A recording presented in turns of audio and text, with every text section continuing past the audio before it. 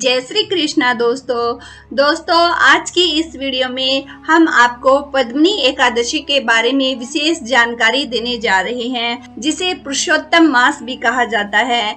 अपने आप में बहुत ही विशेष है और इसमें पड़ने वाली एकादशी जो कि आपकी पद्मिनी एकादशी 27 मई को पड़ रही है। इस अधिक मास की पद्मिनी एकादशी का जो संयोग आपका मल मास में पड़ रहा है वो बहुत ही ज्यादा महत्वपूर्ण और कई गुना ज्यादा आपको महान पुण्य प्रदान करने वाला है। तो दोस्तों जान लेते हैं कि इस अधिक मास की पद्मिनी एकादशी क्यों है खास और इस व्रत को रखने से पहले आपको किन नियमों का पालन करना जरूरी बनता है। इन सब के बारे में आज की इस वीडियो में हम आपको जानकारी देने जा रहे हैं। दोस्तों हर महीने कृष्ण पक्ष और शुक्ल पक्ष की 11वीं तिथि को एकादशी का व्रत रखा जाता है, लेकिन पद्मिनी एकादशी ये बहुत ही खास मानी जाती है और कई मायनों में इसे विशेष महत्व दिया गया है। इसका सबसे अहम कारण यही है कि यह एकादशी हर साल नहीं आती, बल्कि 3 साल में एक बार पद्मिनी एकादशी व्रत का संयोग बनता है। इसलिए इस एकादशी का महत्व अन्य एकादशी की तुलना में 3 गुना ज्यादा अधिक होता है। ज्येष्ठ अधिक मास की शुक्ल पक्ष की एकादशी को पद्मिनी एकादशी के नाम से जाना जाता है। इस साल पद्मिनी एकादशी का व्रत बुधवार 27 मई 2026 को रखा जाएगा। पंचांग के अनुसार ज्येष्ठ अधिक मास की एकादशी तिथि 26 मई सुबह 5:10 पर शुरू होगी और 27 मई सुबह 6:21 पर समाप्त हो जाएगी। तो उदया तिथि के अनुसार यह व्रत 27 मई को ही रखा जाएगा। तो दोस्तों ये हमने जाना कि इस एकादशी का व्रत कब रखा जाएगा और पंचांग के अनुसार एकादशी तिथि कब से कब तक रहेगी। तो दोस्तों अब हम जान लेते हैं कि क्यों खास मानी जाती है ये पद्मिनी एकादशी। तो दोस्तों पद्मिनी एकादशी की सबसे अहम विशेषता ये है, सबसे पहली बात कि ये मल मास में पड़ती है, क्योंकि प्रत्येक 3 वर्ष में एक बार ही इस पद्मिनी एकादशी का संयोग बनता है। अधिक मास और एकादशी तिथि दोनों ही भगवान विष्णु को समर्पित हैं, इसलिए इस एकादशी पर की गई पूजा और व्रत इसका अपने आप में ही बहुत ही ज्यादा विशेष महत्व होता है। इसका फल भी बहुत अधिक मिलता है। फिर दूसरी बात है पद्मिनी एकादशी व्रत कथा के अनुसार प्राचीन समय में कार्तवीर्य अर्जुन के माता पिता ने भी संतान प्राप्ति के लिए पद्मिनी एकादशी का व्रत किया, जिसके प्रभाव से उन्हें पुत्र रत्न की प्राप्ति हुई। और दोस्तों अधिक मास में पड़ने के कारण पद्मिनी एकादशी अधिक दुर्लभ और अधिक पुण्यदायी मानी जाती है। मान्यता है कि इस दिन विधि विधान से व्रत रखने और भगवान विष्णु की पूजा करने से पापों का नाश होता है और सुख समृद्धि का आशीर्वाद मिलता है।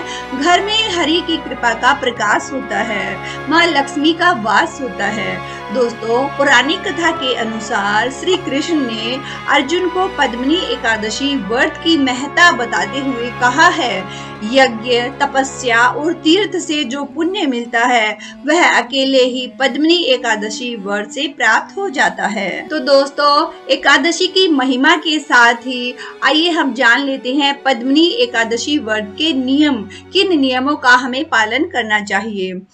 दोस्तों सबसे पहले है सात्विक भोजन का पालन करना। 10वीं तिथि से नियम लागू हो जाएगा। एकादशी व्रत के नियम एक दिन पहले यानी 10वीं तिथि से ही शुरू हो जाते हैं, इसलिए एक दिन पहले से ही तामसिक भोजन का त्याग कर देना चाहिए। 10वीं तिथि को लहसुन प्याज से बना हुआ भोजन नहीं करना चाहिए, केवल सात्विक भोजन ही आपको ग्रहण करना चाहिए। और दूसरे दोस्तों आपको एकादशी तिथि में ब्रह्म मुहूर्त में उठना चाहिए। पद्मिनी एकादशी के दिन सुबह जल्दी उठकर स्नान कीजिएगा। साफ वस्त्र आपको धारण करने चाहिए और इसके बाद भगवान विष्णु और माता लक्ष्मी जी की पूजा का संकल्प आपको लेना चाहिए।